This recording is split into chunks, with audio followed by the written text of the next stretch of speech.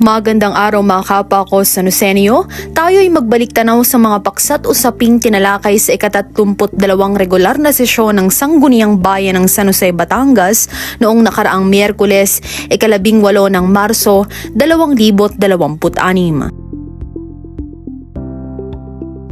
Isang kapasyahan ang iminungkahing bigyan ng paborableng aksyon ni Kagalang-galang Jose Neris Magbing na may pamagat na Proposed Resolution Number 027, a resolution requesting the Municipal Tricycle Regulatory Board o MTRB to conduct a comprehensive study and review on the possible provisional increase of tricycle fare rates in the municipality due to continuous increase in the prices of fuel, lubricants, and other operating expenses. Layunin ng nasabing kapasyahan na atasan ng MTRB na magsagawa ng komprehensibong pag-aaral at magrekomenda ng nararapat na aksyon hinggil sa posibleng pansamantalang pagtaas ng pamasahe sa tricycle, bunsod ng patuloy na pagtaas ng gastusing pang-operasyon sanhi ng patuloy na gera sa gitnang silangan. Ito ay nagkaroon ng paborableng aksyon mula sa kapulungan at pinagtibay din sa nasabing bilang ng sesyon. Nagpahayag si Kagalang-galang Benito P. Atienza ng talumpati hinggil sa mga hinaing ng mga mamamayan sa mga stall sa gilid ng kalsada na nakaaapekto sa pagsikip at pagharang nito sa mga apektadong residente, mga mamamayan at mga sasakyan.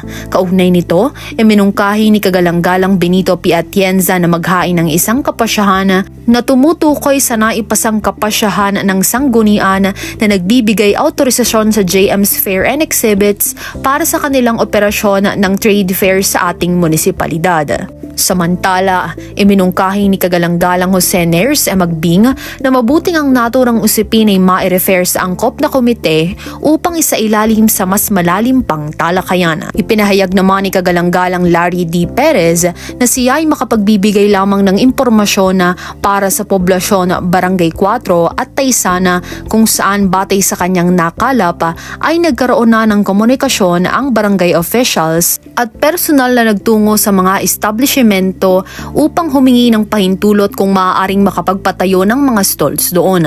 Bilang tugon, binigyang diin ni Kagalang-galang Benito P. Atienza na kung berbalang komunikasyon ay madaling maitatanggi ang nasabing pagpapahintulot, kaya't nararapat na may kasulatan o formal consent mula sa mga may-ari o autoridad. Dagdag pa rito, pinanindigan ni Kagalang-galang Jose Neris Magbing na ang kapangyarihan sa paggamit ng pampublikong kalsada ay nasa sanggunian lamang, samantalang ang ehekutibo ang may saklaw sa implementasyon ng mga ito. Samantala, minabuti ng ating pangalawang punong bayan Kagalang-galang Valentino R. Patron na tawagin ang pansin ng Municipal Administrator upang matiyak ang maayos na pagpapatupad ng lahat ng mga kapasyahan o kautosang ipinagkaloob ng sanggunian at ang mga usaping ito ay minabuting i-refer sa mga kaukulang komite para sa nararapat na aksyon. Isang katanungan naman ang ipinahayag ni Kagalang-galang Jose Neris Magbing hinggil sa test building sa barangay na Tunuan na hanggang sa kasalukuyan ay hindi pa napapakinabangan bagamat may nakalaan ng pondo mula sa lokal na pamahalaan. Inilahad niya na ang kanyang pangunahing katanungan ay kung ano ang naging dahilan ng pagkaantala sa paggamit nito. Dagdag pa rito, hiniling niya sa sekretariat na imbitahan ng mga kaukulang tanggapan, partikular ang Municipal Engineer, Municipal General Services Officer, Municipal Assessor at iba pang may kinalamang tanggapan upang linawin at aksyonan ng nasabing usapin. Ipinabot din ni Kagalang-galang Benito P. Atienza ang kanyang kahilingan na maisulong ang pagdiriwang ng Easter Sunday lalo na't ito ay may benepisyo sa kabataan ng ating bayan. Ito ay kinilala at sinuportahan ng ating pangalawang punong bayan Kagalang-galang Valentino R. Patron na binigyang diin ang sangguniang bayan ay may kakayahang magsagawa o mga siwa ng naturang aktibidad at maaari ring humingi ng tulong mula sa Rural Health Unit o RHU at iba pang panlabas na ahensya para sa implementasyon nito. Ang mungkahing ito ay agad namang sinuportahan ng lahat ng mga kasapi ng kapulungan.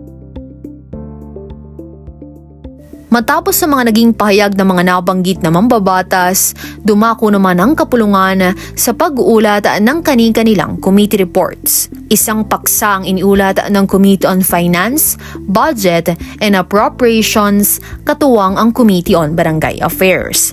Unang paksa ay tumutukoy sa annual budgets for fiscal year 2026 ng barangays Balagtasin, Poblasyon Barangay 1 at Sabang. Ang nasabing pagtalakay ay nagkaroon ng paborableng pasya mula sa naatasang magkatuwang na komite na naglalayong matiyak ang paglalaan ng kaukulang pondo para sa maayos na pagpapatupad ng mga programa at proyekto maging ang pagtugon sa mga pangailangan ng mga mamamayan sa mga nabanggit na barangay. Pangalawang paksa naman ay iniulat ng Committee on Finance, Budget and Appropriations hinggil sa request for authority to update the dormant account of Trust Fund Salin Tubig with the Land Bank of the Philippines with account number 1602-1078-56. Dahil dito, mariing inirekomenda ng komite ang pagbibigay ng autorisasyon upang ma-update at ma-reactivate ang Trust Fund Salin Tubig account sa Land Bank of the Philippines at matiyakang maayos, epesyente at naaayon sa batas na paggamit ng natitirang pondo para sa patuloy na pagpapatupad ng mga programang supply ng tubig para sa kapakinabangan ng munisipalidad at ng mga mamamayan nito. Isang paksari ng iniulat ng Committee on Ordinances and Legal Matters kaugnay ng kapasyahan ng Barangay Aguila, Resolution number 004, Series of 2026 entitled A Resolution Requesting the Municipal Government of San Jose, Batangas to initiate expropriation proceedings for the acquisition of a portion of land owned by the heirs of Jesus Aguila to be used as a permanent right-of-way access to the Barangay Hall and Covered Court of Barangay Aguila. Ang naatasang komite ay nagbigay ng mga naitalang rekomendasyon na tumutukoy na ang kahilingan ang pamahalaang bayan mismo ang direktang magsagawa ng mga proseso ng ekspropriasyon ay nararapat na maisalang-alang ng may buong konsiderasyon. Subalit, bilang isang usapin ng legal na kaayusan at paggalang sa lokal na otonomiya kung saan ang Barangay Aguila ay kinikilala bilang isang unit ng lokal na pamahalaan na may legal na personalidad at mga kapangyarihang ipinagkaloob ng batas, inirekomenda ng komite na payuhan ng barangay na unahin munang isakatuparan ng paggamit ng sariling kapangyarihang itinadhana ng batas nang hindi naapektuhan ng anumang legal na tulong na maaaring ibigay ng pamahalaang bayan. Ang nasabing ulat ng komite ay minabuting i-adopt ng kapulungan at agad ding pinagtibay sa nasabing bilang ng sesyon.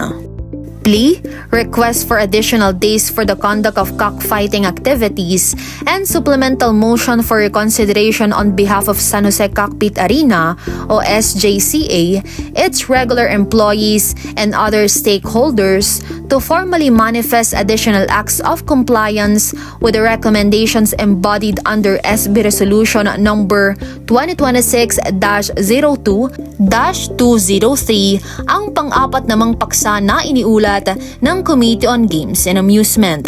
Ang nasabing paksa ay nagkaroon ng rekomendasyon mula sa naatasang komite na kinakailangan na magpakita ng ibayong pag-iingat at pagpipigil sa pagsasaalang-alang ng kahilingan para sa karagdagang araw ng sabong sa kasalukuyan.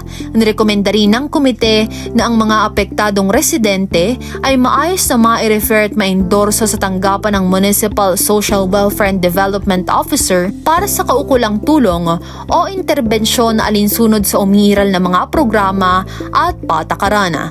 Kaugnay ng pagsunod sa mga regulasyon, inrekomenda rin ng komite na ang mga natitirang betting machines na ginagamit o planong gamitin sa loob ng Easy Sports Complex ay ganap na mairehistro at sumailalim sa mga umiiral na rekisito sa pagpaparehistro at ang anumang paggamit, paglalagay o pagpapatakbo ng mga hindi rehistrado o hindi naitala na betting machine ay dapat magresulta sa pag-issue ng notice of violation at pagpataw ng naaayon at legal na mga parusa at hakbang pangregulasyon.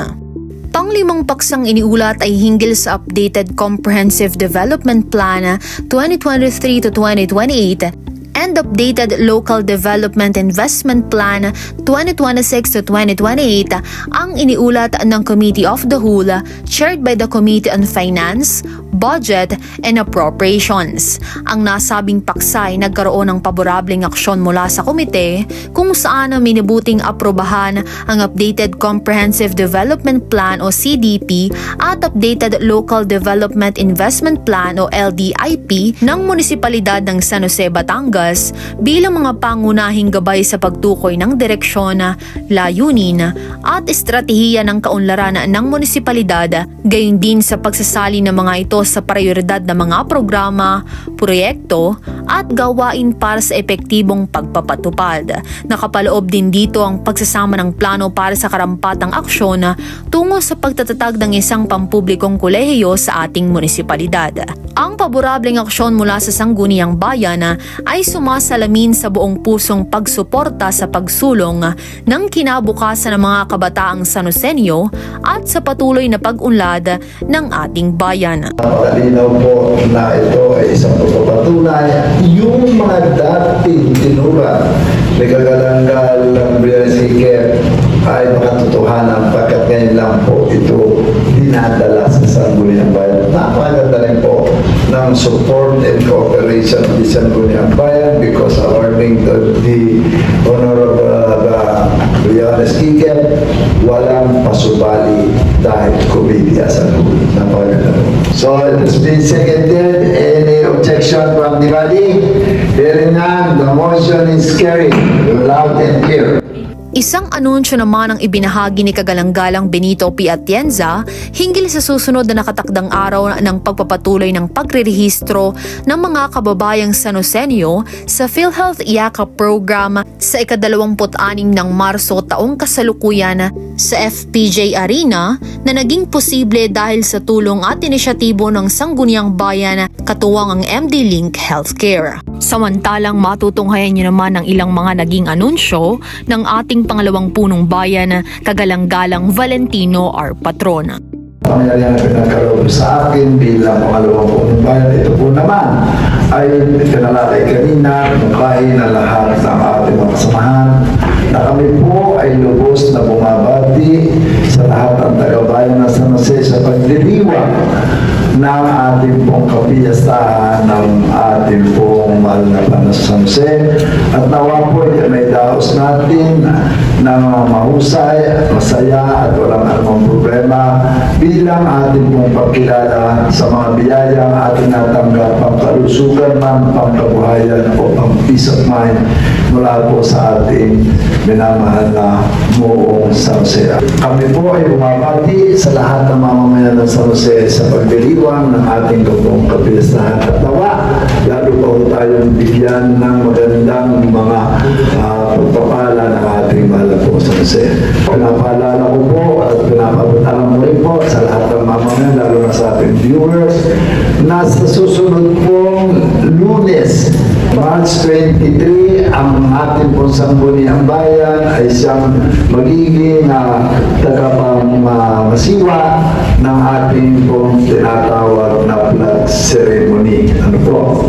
Ganon din po, gusto ko rin po ngayong ipalam sa lahat ng mga nagmumula sa ibang bansa na ating mga OFW. Ibabalik ko po ang libreng hatid sundo sa OFW.